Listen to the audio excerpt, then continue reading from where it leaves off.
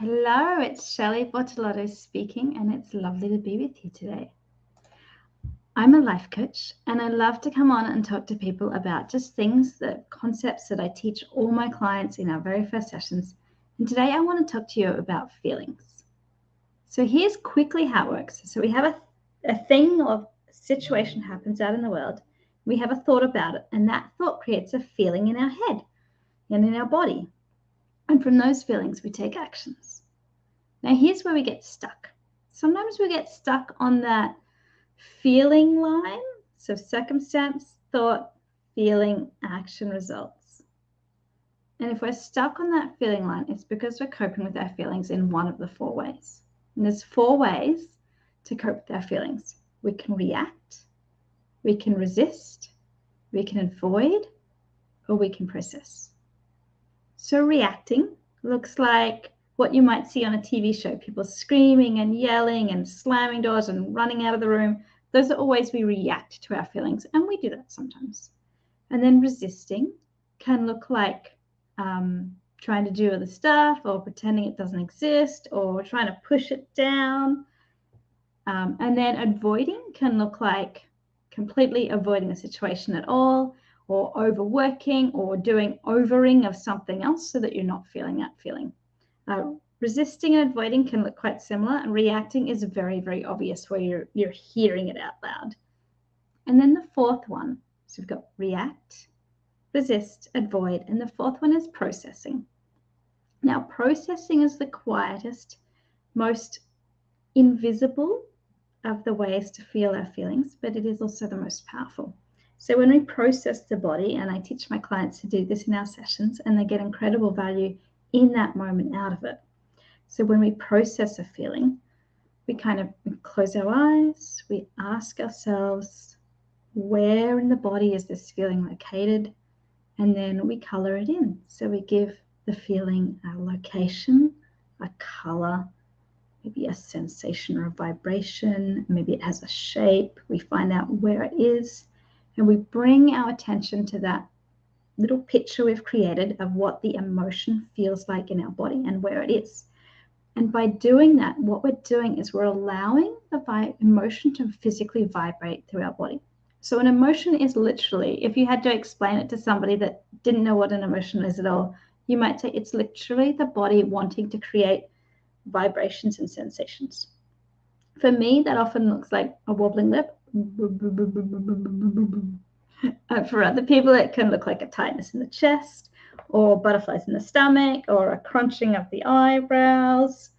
Those are all the common ways that we might see and experience a vibration in our body. It might look like a clenched up shoulders, however the body wants to move to process that vibration through.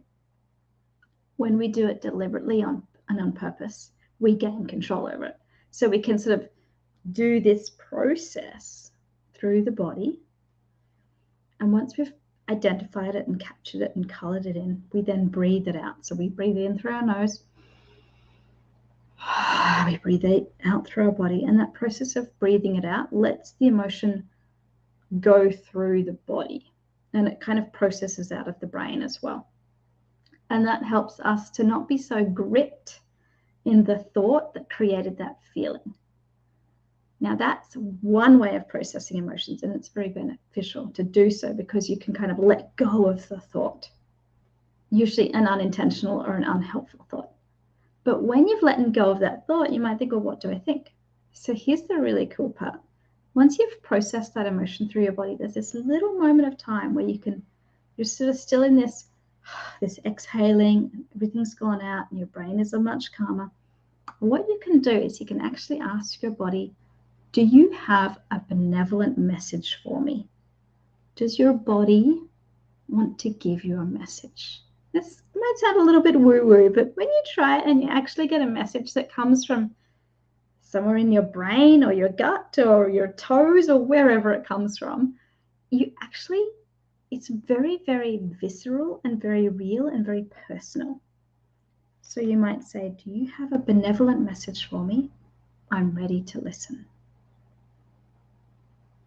And you listen to what it says. And I highly, highly recommend writing these ones down so you capture them in that moment and you get the exact wording. So I did this yesterday. I had a big kind of blow up and felt all the emotions, and for no reason. So, you know, when you have that tiny little thing that happens and like you get a completely out of proportion reaction to it. So I did that. I had the completely out of proportion reaction with all the tears and all the crying and all the snuggling in bed with my cat just trying to love on me.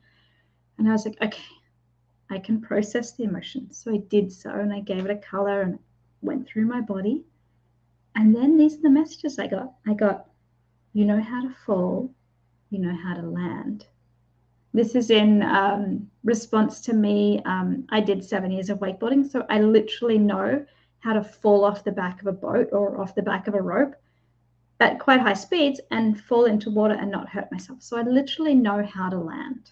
And that's what my body was reminding me of. I know how to land. Even if I make a mistake, I'm going to be okay.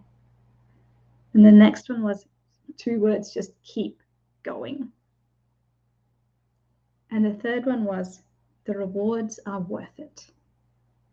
So even though I'd been in this uncomfortable place and I'd processed an emotion in my body, which felt really uncomfortable, the body was still trying to tell me something. It still had a thing, a message to give me at the end. So just real quickly, things happen out in the world. We have thoughts about them. That thought creates a feeling in our body. We take actions from that feeling and we get a result. That's the basic model I teach my clients. And then I show them that there's those 4 ways to process emotions: react, resist, avoid, and process. When you do that 4th one, processing, it's very calm, it's very quiet, it's very internal, and you can get a really great message and a really helpful thought at the back end of it. You just have to take those 5, 10, 15 minutes to sit and process the emotion. If it feels right for you, I'd love you to like, share, comment, follow, whatever you want to do. And if it feels particularly appropriate, go ahead and share, if you do this exercise, your benevolent message that you got, because eventually we're going to have a whole list of really powerful thoughts that people can use and draw on themselves. I'm Shelley Bortolotto. I'm a life coach. I help my clients figure out the shit that's going on in their brain, calm it all down, and actually think consciously and deliberately about what they want to think so they can go out and do the things they want to do. That's what I do. I love doing it for my clients. I'm here for you, and I'll be back again soon. Take care.